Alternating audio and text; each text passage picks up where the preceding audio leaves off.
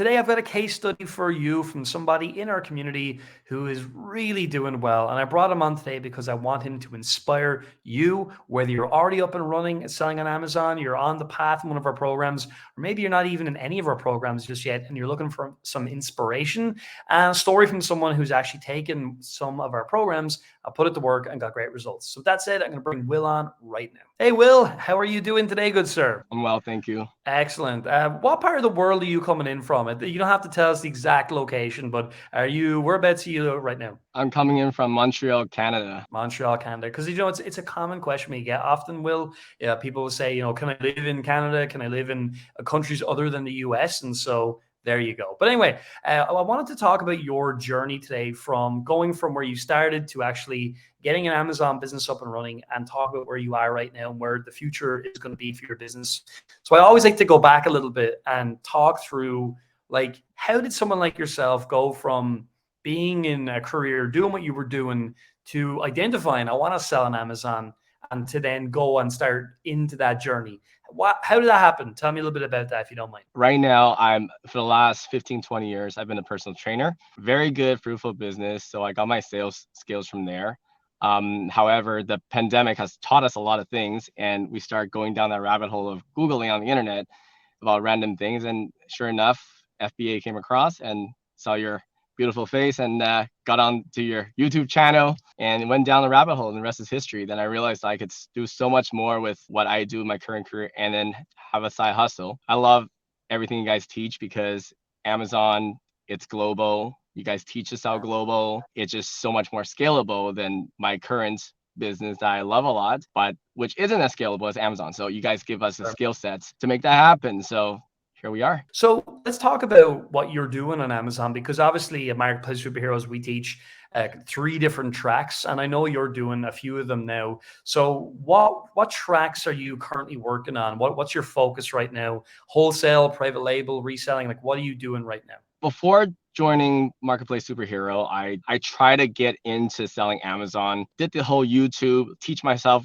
from YouTube video thing. Didn't quite work out, but it was a very expensive but very good lesson. When I joined Marketplace Superhero, I joined the Origins program. So Yeah. I got coaching for private label. It's actually gonna be we're coming up on exactly 1 year since I launched my first product with you guys, and we've been doing pretty well. Congrats. Then I got hungry as I saw results come in, and I joined the Accelerate Tribe program, which is a wholesale program, and we put up some pretty solid numbers as well. So those are my two main models. I Yeah. love them both equally. I would say I'm probably doing 70% private label, 30% wholesale, but Yeah. it's great to have both models so you don't feel like you got all your eggs in one basket, and also just changes Yeah. things up. When you're frustrated with private label, you have your wholesale side Yes. and vice versa. I love you saying all that, because these are the things we do talk about, and it's really cool to hear someone like yourself taking it on and doing it and actually focusing on that. These are two different models, and you like both of them. I suppose it's important to kind of say with the wholesale model specifically, like that's obviously something like you can get up and running with a lot quicker. So you're saying 70% of your progress so far is private label. So I suppose we can start there and come back around to wholesale. So obviously this, for anyone watching, if you don't know what that means, it's where Will is actually selling his own branded products on Amazon. And like you mentioned, you got some of our coaching help, and you've been doing it a while now. So tell me a little bit, like, how many private label products are you currently selling right now that you have under your own brand? I have 3 selling on Amazon.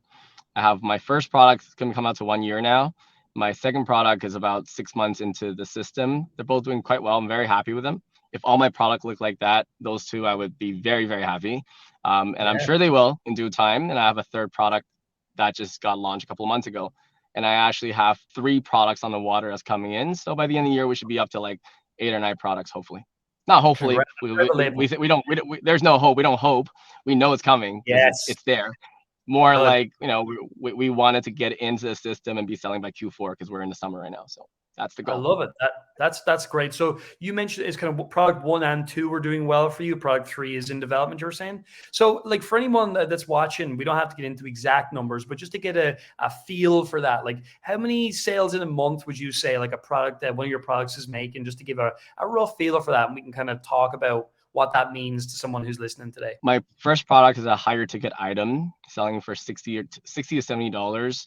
Yep. And I sell about 5 a day. And that is something that I expect to continue growing as we continue to update our listing and our content on Amazon with the help of my coach, Dave, who's really, really awesome. My second product, we sell 300 to 400 units a month. It's a cheaper product. It goes around $20, $25, but we're getting the volume there and it's been very consistent. So very excited about that one as well. I mean, that's really good results to consider. You had two of them are doing really, really well. And I love the fact that you got different price points as well. You got a higher ticket one and you got a more, I suppose, mid-ticket offer. I think that's really good. But it's really impressive to think you're selling that many units of the mid-ticket offer, because that's a lot. Like, that's a lot. And anyone watching, like, if you're ordering, when you're ordering from China, you'll be ordering well over 1,000 units there because of the level of sales you're doing. You're going to be ordering a couple of thousand actually where you're going, which is good and bad, right? It's great because it's exciting, but also your orders are going to get a lot bigger as you scale that out. But that's great. So goal to get 8 or 9 products in. As you can see from watching the video so far, everyone,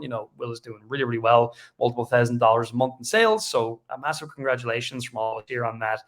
So that's private label. And obviously the long term there, as we know, is you're going to build out that portfolio of products and build up that brand even more. So then when it comes to wholesale, then I love the fact that you're doing 2 of the models. Like you said, there are times in private label. Well, actually, let me ask you that instead of me telling you, putting words in your mouth.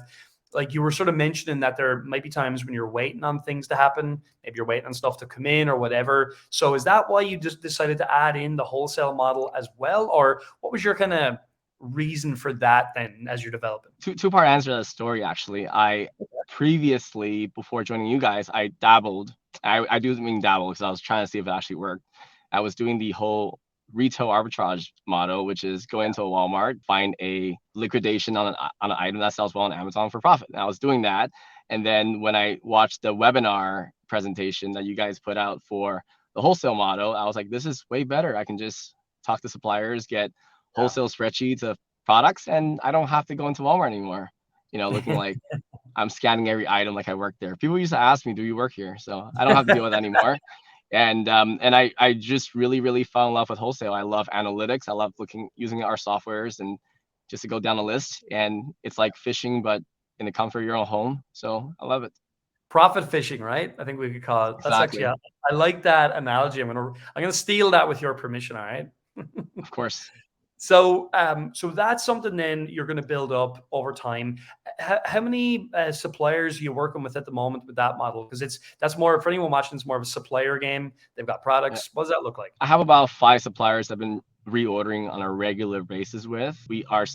I say we because I have a business partner I work on the wholesale model with. And this is good for other people hearing about this because wholesale is great if you can scale faster because it's a numbers game. Margins might be a little smaller, but you're getting the whole guaranteed sales every month as long as you win the buy box. And so I have a partner in there with me. So we're buying larger volumes. So if anyone out there, has a budget constraint, it's good to have a partner sign on because my partner does. He's basically my active investor who's in the business, but I'm doing most of the work. But so it's nice to have that little cushion for cash flow. When you're going to these suppliers, what have you found have been some of the methods that have worked well? Do you call them on the phone? Do you email them? Like, what way do you usually approach the suppliers that you've got on board? Yeah, so I've done both models. I'm in the Accelerate Tribe program, and Coach Mike Siebman is incredibly resourceful. I follow literally step by step from the course. It's so simple. You just follow the process and it's all good. So we've been taught to speak to them on the phone, cold calling people, which is the toughest part, but it does work every now and then. I have opened a few accounts to order products from that way. I've also done the email blast. So just email as many suppliers, just take a template, copy paste, hit up as many suppliers as you can. Also open a few accounts like that. And actually 2 of my accounts I open like that are actually my best suppliers. And then obviously going to Vegas, having the meet up with the team at the ASD Las Vegas trade show, which is a great experience. I also open a few accounts there. So I would say like 5 suppliers I order from on a regular basis. Been a good ride so far. It's been enjoyable. That's awesome. And again, a question for you then when it comes to kind of like balancing the models. So like you said, you're actively adding private label products consistently from what you're saying, which is really good. And at the same time, you're opening up wholesale accounts. You're getting some trading going there that bit faster, along with the help of a business partner as well, of course. So my question then is around like, how do you split up your time then as such? Like, do you spend some of your week researching private label, some of your week doing wholesale? Like, what way do you actually set yourself up there? Basically, I'm very methodical with my time planning. So I time block. So if I might say like, okay, well, I have a lunch break, I have an hour, so I will go do an hour of private label product research. And Yeah. then in the evening, I have an hour after supper. So I will, and by the way, I have two little kids like yourself, Steven. So like, Yeah. I'm putting them to bed and I'm sitting in their chair trying to make them go to sleep. And they think I'm paying attention to them. I'm not. I'm doing product research and a lot of times doing product research for wholesale because it's less there's less analytical skills. You're just looking Yes. at numbers. Prior research, you gotta use your head, you gotta think of all the variables that you guys taught us. Whereas Yeah. wholesale, it's literally just a numbers game. You look at the numbers, does it make money? Are there any people selling it?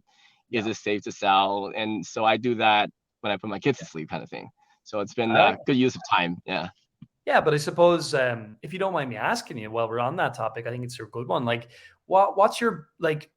Do you have like a strong why that's driving you right now? Because obviously you're in a career that you do like, which is actually great. Like, it's a really good thing. What's kind of the thing that you think about often that continues to push you forward to get your private label items in, do your wholesale research, and get those products rocking? What's in the back of your mind, if you don't mind me asking, that drives you on? Absolutely. I'm not gonna give you a corny, cheesy answer. No, I didn't think Straight you would, by the way. I'm gonna give you the straight facts and hate or love it. I like nice things. I've been very fortunate in my career to have gone to some nice places.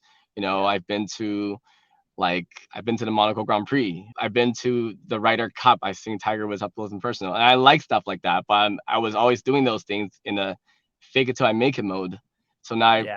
I realized that I need to, in order to get to that level of lifestyle, I need to scale my business. And unfortunately, Yes. it's as much as I can scale my personal training business, I can't scale it to the Amazon scalability level. That's a Yeah. word. Also, obviously, I mentioned I have two little kids, and you want to take care of them the best you can. So many driving factors, and obviously the remote geographical independence that I like to create for myself Yes, of is course. a huge one. So yeah. And I know we're coming to the end of the interview, don't worry, but I love just asking you all these questions because you're just such a great example of someone. I would love everybody to be just like you because you really are great.